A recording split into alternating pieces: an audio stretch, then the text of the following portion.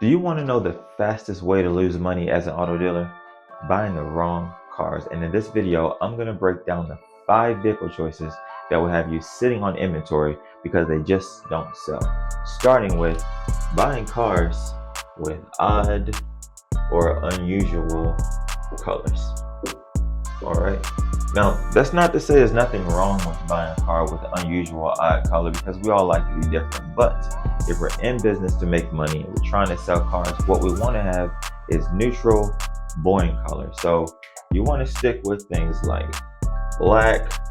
Come on, we can't go wrong with black, white cars, all right, gray cars, which are ultimately boring colors. I mean, I get that. However, we don't have to search for a buyer if we buy a black F-150, white, gray, silver. But if you go out and you say, you know what, I want to be different. So instead of me doing this, I'm gonna go ahead because I've seen a good deal, right, on a high yellow Mercedes.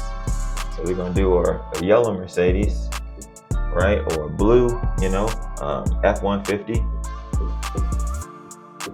Which may all be fine and dandy. I'm not mad about it. However, you limit your market significantly because there's not going to be as many people looking for a bright yellow Mercedes or looking for a bright blue F-150. That's not to say they're not out there because you can buy anything you want to buy. But if you post a car for sale and it's more neutral, so black, white, gray, the odds of you finding a buyer are significantly greater than if you go out and get you a hot pink Mercedes or some odd, matte yellow F-150 or something weird. So we want to keep simple colors, odd colors off the market. We don't want to do odd colors. All right. Number 2 on our list of cars that simply do not sell.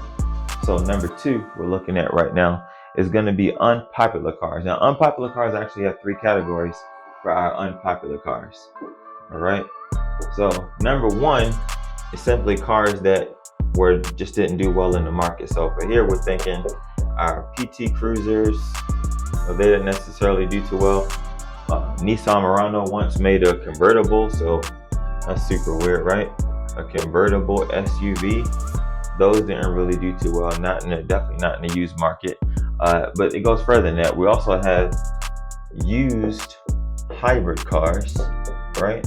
So even though we all know everybody likes the Toyota Camry and so forth, you do much better with a standard gas model Toyota Camry than you would do with a hybrid model Toyota Camry, primarily because of reliability issues. So nobody wants to get a unreliable car because then we already know we're just looking for a money sink. And then our last would be super base model. So super base, not just base. We're talking super base model cars. Where do we find super base model cars? So F-150, Ford F-150, number 1 selling truck in America, hands down. Everybody knows that. However, the utility company is not driving F-150s with sunroofs in them. They don't have the sunroof they don't have the sunroof in the base model F-150 for construction crews working alongside the road. They might not have the nice leather seats, right? They're not going to come with all these things because they're the super base models. And the reason why you got to be careful is because generally those cars go for significantly cheaper, but they're significantly cheaper for a reason. So when you go out and you say, well, man, I was able to find this F-150 that the utility company had, and the value of the truck is 10 grand, and I was able to get it for 3,500, so I might make 7 grand. Wrong answer, right? You were able to get it for 3,500 because it's probably only worth $4,000 or $5,000, right? Because not very many people want to drive a vehicle that used to belong to a utility company, So we got to be careful of cars like that. So we have our PT Cruisers, not specific to PT Cruiser, but these are more so just cars that didn't do well in the market. So, because I'm not biased. If you like a PT Cruiser, you like a PT Cruiser. And if you want a convertible SUV, I'm not mad at you. But these are cars that just didn't do well in the market. So the market right? The market didn't appreciate these cars. That's all that matters. It doesn't matter what I like. It doesn't matter what you like. It matters what our customers like. And the customers dictate what the market does. So staying away from cars that didn't do well in the market. Used hybrids typically do not do as well on the used market. Hybrid cars do not do as well on the used market as your standard gas model, or even in the electric car. Honestly, you would do better just to get an electric car. But even then, there's a lot of issues with reliability because of batteries and things of that nature. So I typically rear away from hybrids or electric cars in the used market, old, especially older ones. So if you're gonna get a used hybrid 2022, then okay, I get it. But if you're talking getting a hybrid Camry from 2012, well, you'll probably have a hard time selling that because people are going to have serious reliability concerns regarding the battery or even an electric car. So if you go all electric, but you're getting one that's 10 years old, people are going to be a little bit afraid of that. So hybrid, electric, used 10-year-old cars, or our super base model cars, because generally these are going to be cars that used to be leased out for construction crews, GE Electric, power companies, things like that. These cars go for super cheap on the market or used car market at auction, but they're cheap for a reason, because generally nobody wants them. Obviously, not even construction companies want them anymore. So we're going to stay away from our super base models as well, because you will not do well on the resale market with those. Now, next up on our list of cars that we find that do not sell as well is going to be older model, and we're talking specifically older model, right? Convertibles. And for obvious reasons, reliability. So when we're talking older model, I mean like, anywhere from 10, 15-year-old convertibles, even 5-year-old, honestly.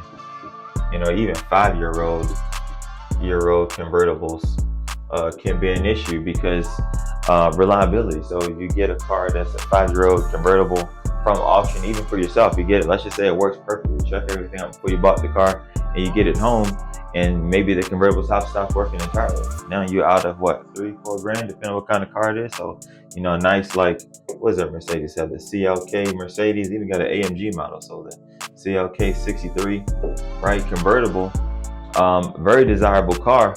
But if the convertible top goes bad, guess what?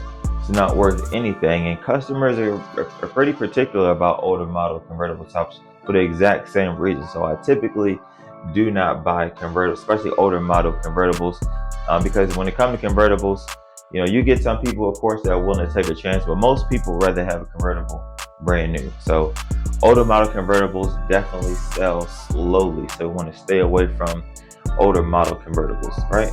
Now, next on the list of cars that I found have a high tendency of sitting on your lot and not going anywhere is going to be old school cars. So old school, we're talking like our OBS Chevys, right?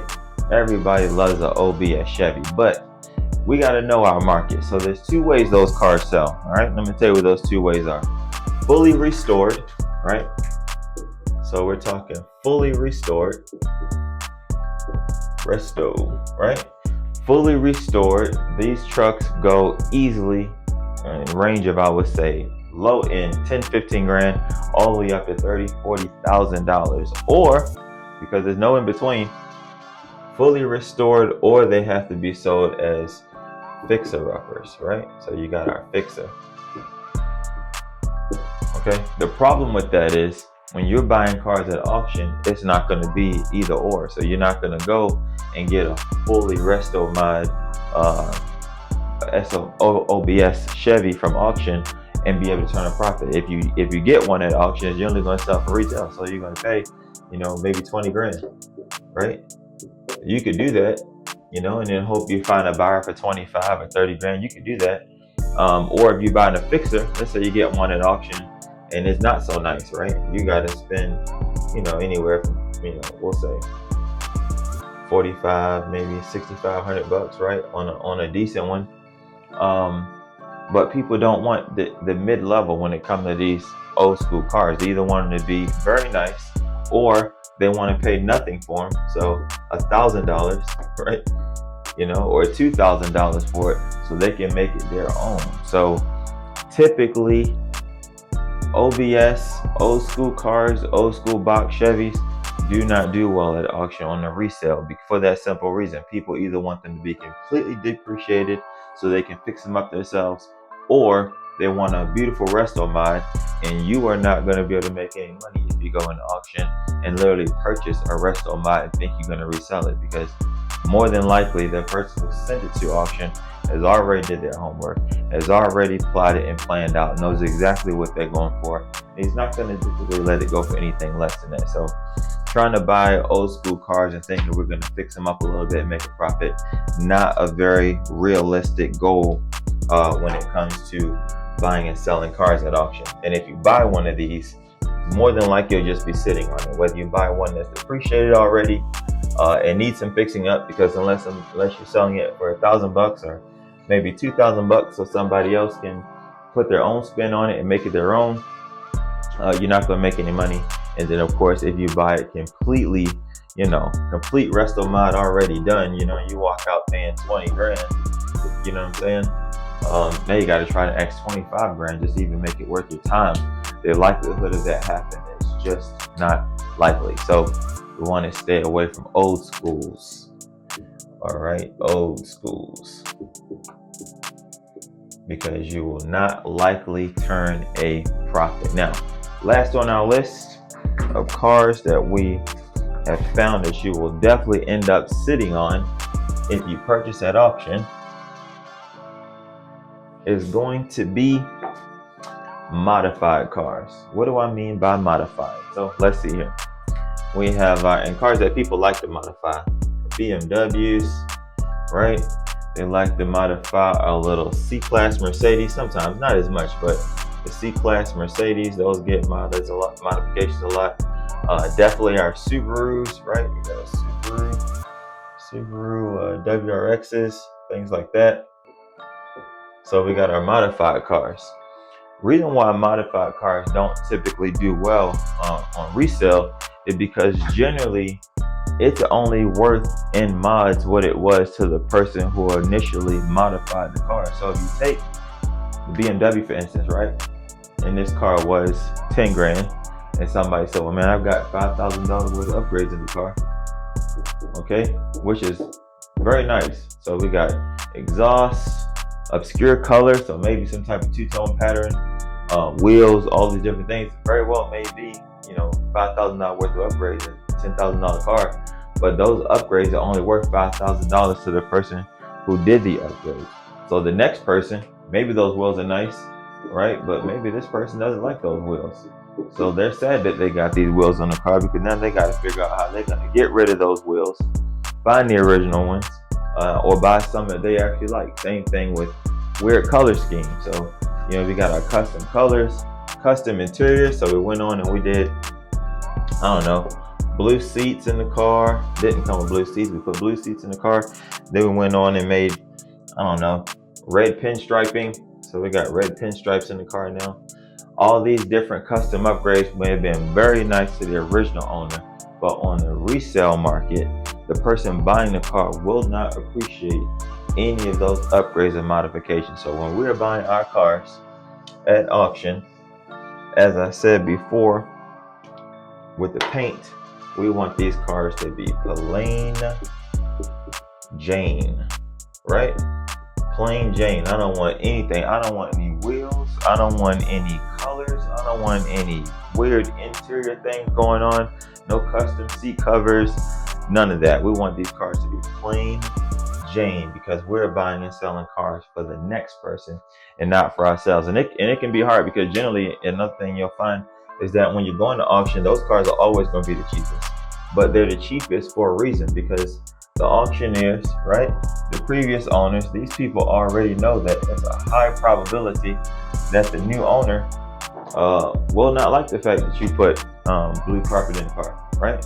Or had some weird color scheme going on, or different paint on the outside. You know, you didn't change the wheels. None of the wheels are different. You know, they may not, you may thought those things were good, but you know, to somebody else, those might very well be negative. So to keep ourselves from falling into that, keep our cars plain Jane. We don't want to buy anything that has any modifications, especially shocks. That's another one here. Let's write that down. Shocks. You know, because people put like lowering kits on these cars, change the wheels, right? Different interior schemes. So interior has been modified. You know, all of those things, although may have cost more money on the car, they definitely bring the value of the car down. They do not bring the value up, they bring the value down. So modified cars is another way to lose money when you're buying cars at auction. And those will be the 5 vehicles choices that will cost you, because these vehicles will definitely sit on your lots and cause you to lose money. Bye for now.